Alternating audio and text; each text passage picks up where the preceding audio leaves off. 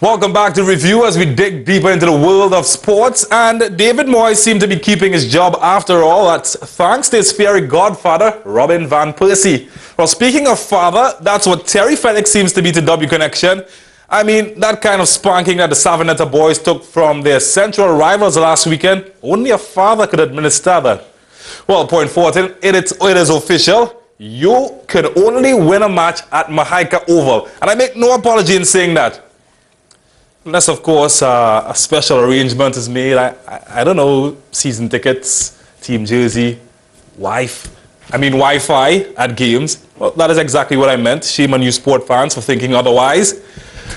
Well, Usain Bolt, you've got to look out. We've got our very own replica straight from Taiwan to boot. I mean, did you see Jonathan Farina's performance on the weekend? He was like this and like that and celebrating before the finish line and stuff.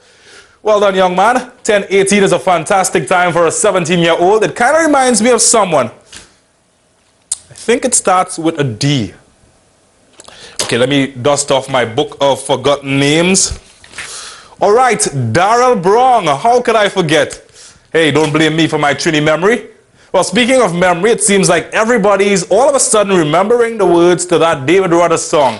You remember that song? Rally, rally, rally round the West Indies. Bunch of bandwagoners, you West Indians. We certainly wish the team well at the World Cup, though. And congrats to Jehu Gordon and Giselle Ann for winning the Sportsman and Sportswoman of the Year award. Even though rumors have it, and we don't really advocate rumorism, which is not really a word, by the way, but the powerlifter Giselle Ann, I'm told that she couldn't even lift the trophy. Hey, not my words, don't shoot the messenger. Let's now check out the stories that made the director's cut this week. Grateful, that's our newly crowned First Citizen Sportsman of the Year, Jehu Gordon, described winning the title. Jehu won the award thanks to a brilliant 2030 season that saw him win 2 IAAF Diamond League meets, along with clocking 2 of the top 5 times of the year. He capped it all off by claiming the World 400-meter hurdles title at the IAAF World Championships in Russia in a time of 47.69 seconds. Speaking after receiving the prestigious title, the world champion said he always wanted to win the award. To be honest, I always wanted to win the FCB Male Athlete of the Year. I was up on the stage in 2010, I think coming into 2011, based off of the 2010 season, right? And I won the Junior Sportsman of the Year. In 2011, I was nominated the top 10 among the male senior, but I was never able to win this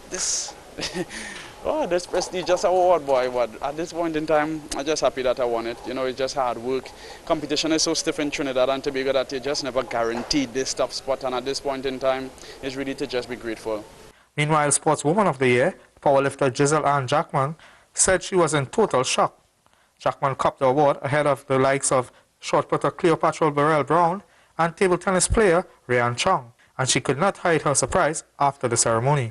I'm really shocked. I didn't expect to get this. I was like, all right. I didn't expect to place in the top 10, so it's really a big shock for me.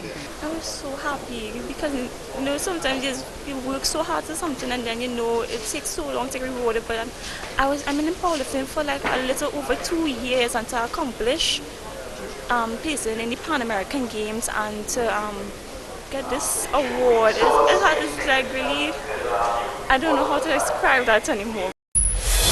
Both teams entered this match laying mid-table. The Defence Force 5th on 23 points and Point Fortin Civic FC 4th on 29 points, while both needing victory to keep abreast with the top 3. And it would be non-stop action from the get-go, with the two teams having some good chances in the opening minutes. However, it would be Point Fortin though who would come closest, but they would be denied twice by the bar. However, the Army men from there on took control of the game as the Soldiers came close a number of times. They eventually took the lead off this corner, Jossima Belgrave claiming it. The Army men continued to attack, but 1-0 is how it would stay until the half. Until the second 45, and the Southern boys came out strong, taking the attack to their opponents, and they would again rock the bar here, as not even a red card to the Defence Force Glenn Franklin would help their cause. The Army men coming away 1-0 winners, and with the valuable 3 points. We pick up the action with Police leading this contest 2-0, and they have another opportunity here. Oops, just wide of the mark. They would get another opportunity when this ball goes to hand, and the referee doesn't hesitate as he points to the spot. It's a penalty. Kareem Perry would step up to take this one, and he makes it 3-0 to Police. And Police would seal the deal with a thumping boot into the corner. 4-0 Police over St. Anne's Rangers. The Central Derby Soul Leaders Derby Connection faced second place Central FC, and the Savannah boys looked dangerous, and Jan Michael had to be quick to divert Shadon Winchester's goal with attention. How would Central respond to that? 2 words: Marvin Oliver. Ladies and gentlemen, we have a winner as Central takes the lead. Here they come again as Quintero tries to control. Get out of the way, here comes Guerra, and Central go 2 up on their bitter rivals. Check out the RoboCup dance celebrations. There was more where that came from. Meccano finding Plaza, who does the Hopsy Daisy, and it's the Sharks who run this song, leading 3-0, all in the first half. Their victory would be tainted though, as Guerra finds himself on the wrong side of referee Harris's wrath, and Central would end the match with 10 men, but they win the contest, 3-0. Trinidad and Tobago cricketers made it a perfect 32 from 32 points when they defeated the Leeward Islands by an innings and 107 runs in the latest round of matches in the WICB Regional 4-Day Tournament at the Queen's Park Oval. Needing 4 wickets on the final day for victory, the home side needed just over an hour to complete victory.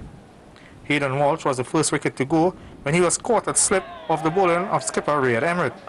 He was followed soon after by Tanito Woodett, who was caught behind off Gabriel attempting to pull.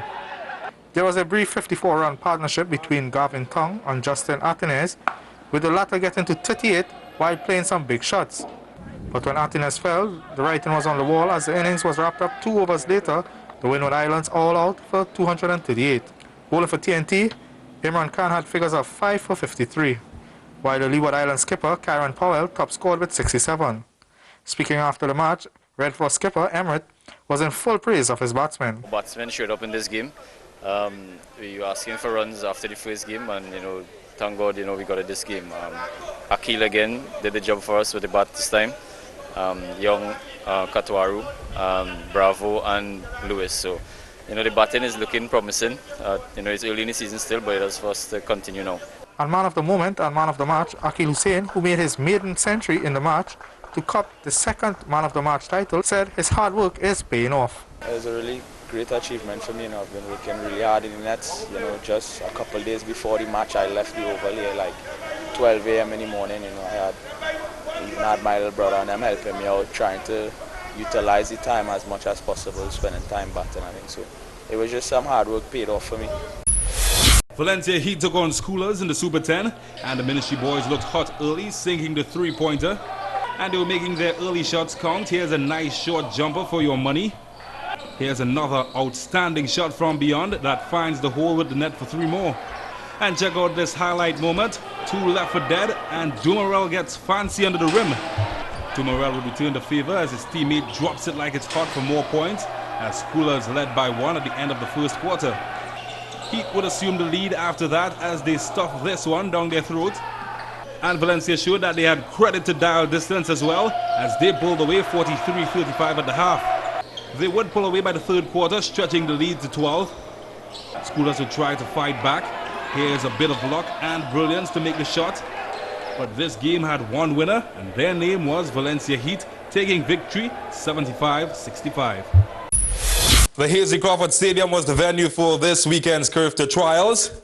And in the girls under 18, the start list looking very good. And it's a clean start as they come around, and that first bend is looks very, very tight indeed. Lanes 3, 4, 5 and 6 looking very close, but it's Spinks and Ferguson pulling away. Here comes Spinks on the inside, but it's Ferguson holding them off. But in the end, it was Abilene Wildcats Ferguson who took victory with 24.78 clocking, with Spink second of Neon Trackers in 24.92 and Niels third of Concord Athletics in 25.88. In the boys under 18 200 meters, Lightning fast, they come around the track, they're out of the blocks. This is the boys under 18 200 meter finals as they come around the arc, heading down the home stretch. You can see the bright colors in the middle of the field. Coming down on the outside, it's the Chief King, point 40 New Jersey. On the inside, he's being pursued. That's Akani Hislop Zenith. Oh! in the end, it was King winning in a time of 22.00 seconds. It's time now to check out the girls under 20 200 meter. The 200 meter final for girls under 20. They're looking to surpass that 24-second time. And as they come around the top turn, Dinoon leading. Here comes Kale Clark. Clark and Dinoon and Clark. Kale Clark, a bright spot of Western takes. And congratulations to Clark of Pointe-a-Pierre, followed by Dinoon in second, with Telesford bringing up third. In the boys under 20 200 meter, this was expected to be a keen contest, with young Marshall Cedeno expected to take part, as well as Jonathan Farina.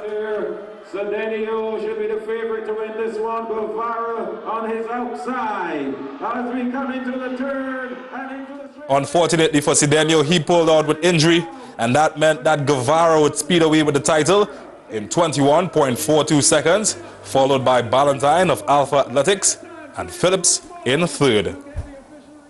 In the boys 100 meter, a very strong start list for this event.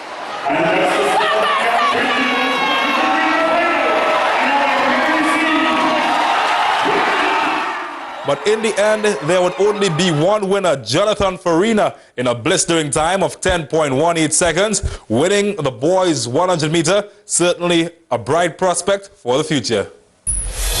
The Port of Spain Netball League will now be known as the Lister Lewis Port of Spain Netball League in celebration of their 75th anniversary. This was announced at the opening ceremony held at the Jean Pierre Complex recently. In an exhibition match played at the venue, Port of Spain won against a combined team Mayaro San Fernando. While the tournament is set to start at the beginning of April, the knockout competition will continue until the end of March. The under-16 youth team is also currently in training for a competition set to take place in Antigua from April 1st.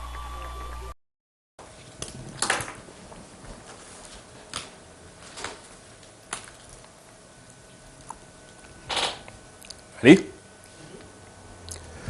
When we come back, Kern is on the inside to break down this week's top stories. Don't go anywhere.